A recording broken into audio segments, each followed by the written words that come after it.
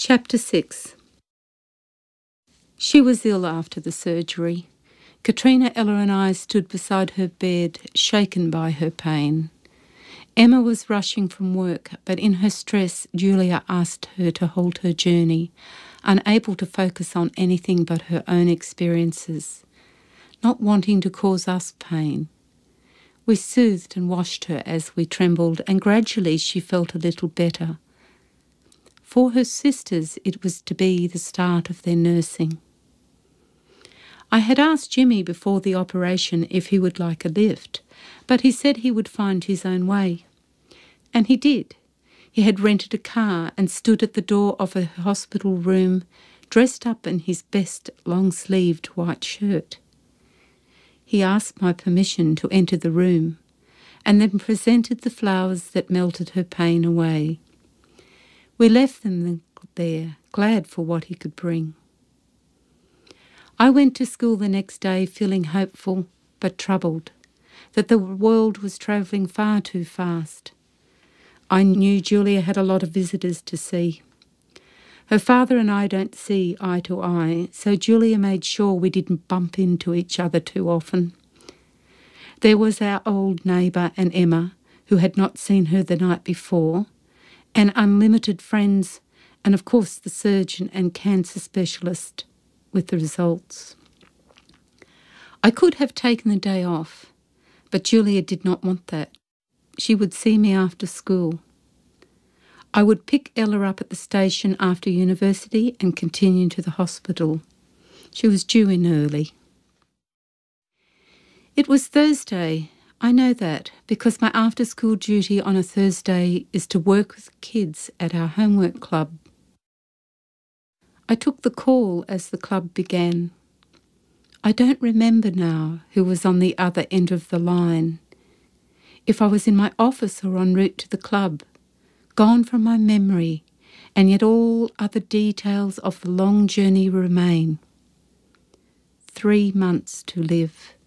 The shock on my colleagues' faces, and emotion bursting my lungs.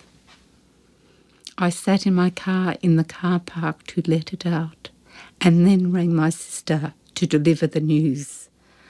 I drove to the station and waited there in a world so suddenly altered, but in which I must function. That feeling of detachment from worldly things, the ordinariness of people coming and going, unaware that the world had changed, transformed beyond the boundaries of the everyday. Ella wasn't on the train. I remember that because there was more time in the car park, some delay at the university. I greeted a couple of arriving trains. Poor Ella on the train, burdened with the news. In the end, I don't remember how she got home or how she dealt with the news. I remember driving home with the next wave of intense grief, building in its fury. How much pain must she now be feeling? And what should I say? The question I must face at last. I could hear her girlfriends as I walked into the ward. She had been upgraded to a private room so that they could deliver the news. All those people, but none of us had been there when the doctors came bearing their verdict. We had had no warning of it, and she had been alone. Her father had arrived also, as scheduled by Julia, who had planned the day's visitations, unaware of the news. He had known all the girls since childhood and was surprisingly composed. She was having a pedicure, the massage delivered and the McDonald's displacing the hospital food. It was then that I really realised the power her friends brought, the power to kiss and make it better, more powerful than any drug. She greeted me with an apologetic glance for the presence of her friends. No room for tears or private discussion, the room full of their attentions and their love. The doctors discharged her in a couple of days, knowing how precious her time was. Home to her father and Jimmy and friends. Her friends were unwilling to accept the diagnosis, We'll fight, they said with conviction. Every internet, testimonial, accredited, not accredited cure for cancer was investigated by her army of friends. She ate crushed bitter almonds and read the testimonial of cancer survivors. Hard on her sugar habit and the guilt of smoking, but she gave it all a go. So much attention that I felt a little superfluous, but I know that was never their intention.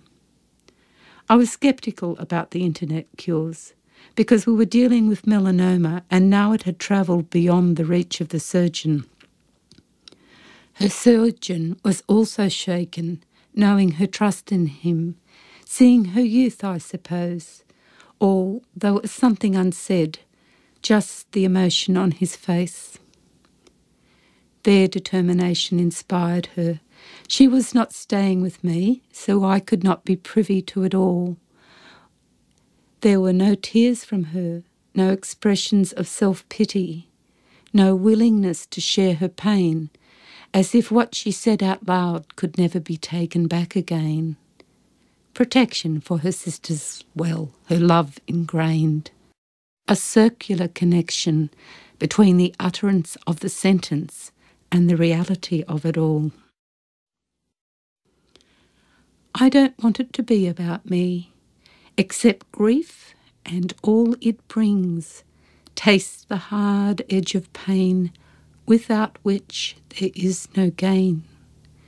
Pray that I can, believe all that I say I can.